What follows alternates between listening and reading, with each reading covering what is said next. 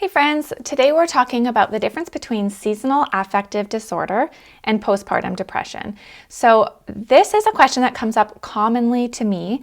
I'm a mental health therapist. I support moms in pregnancy, postpartum, and into motherhood. So often, especially during the winter months, moms will say, what's going on here? Is this just like normal depression, postpartum depression, seasonal depression?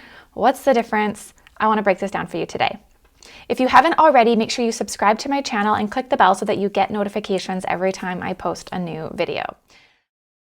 Okay, so first of all, the thing is with postpartum depression and seasonal affective disorder, both of these are forms of depression. So they kind of fall in that overall depression umbrella.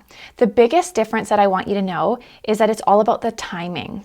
Okay, so when depression symptoms start during that first postpartum year, they're more likely to be part of postpartum depression. Okay, if these symptoms recur during winter months, so if you find that year after year you're feeling kind of depressed or really down during the winter or the darker months, then it might be seasonal affective disorder.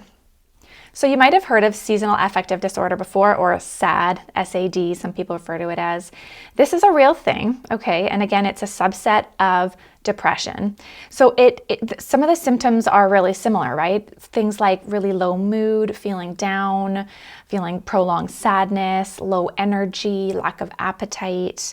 Okay, so some of these things that we see in all forms of depression.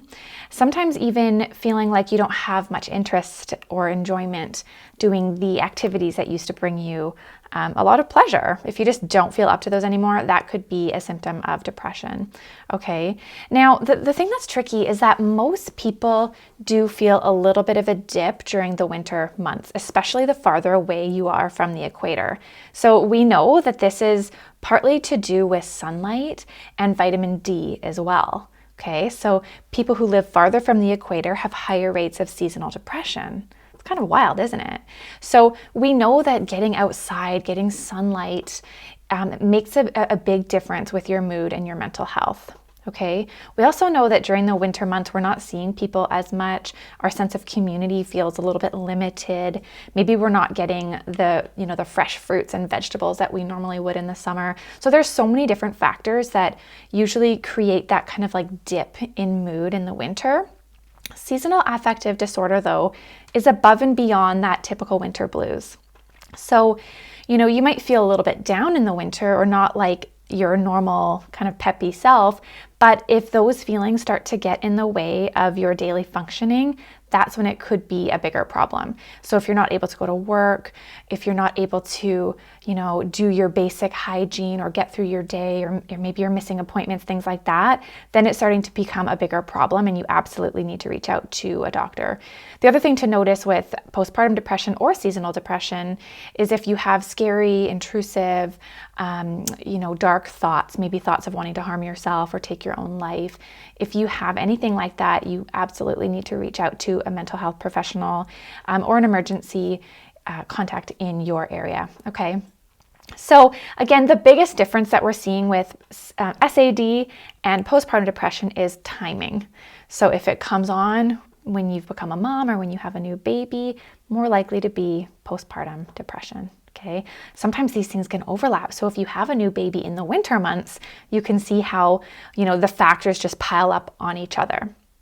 So let's talk about treatment. The treatment for seasonal affective disorder is going to be similar, but also a little bit different than postpartum depression. Because the causes of these are slightly different, we're going to have a different approach. So across the board, when we experience depression, we need to look at things like sleep, nutrition, sense of support, right? But for seasonal depression, it's going to be even more important to try to get outside, try to get into nature, try to expose yourself to daylight as much as you can. Some people really benefit from light therapy as well, so that can be really useful. So talk to your doctor about what some of the options might be for you. With postpartum depression, it's going to be all those things that I named, but also looking at key factors that create depression or that can lead to depression for moms. So for example, lack of social support or lack of help. This is something that really can play into struggling with your mental health postpartum. So that's part of treatment, is figuring out how can you bring in people to help you, right? Where are your supports? Sleep is a huge, huge factor for postpartum depression. So is there any way that things can be shifted so that you can get a little bit more sleep? Okay, so across the board though, I highly recommend you reaching out to talk to a mental health professional. I'll link to the Postpartum Support International for those of you who are mamas and need a little bit more support that way. They have a directory of therapists that can help you. And drop any questions that you have for me in the comments. I'm really happy to help out. Thank you for being here. Make sure you subscribe to my channel, and I will see you in the next video.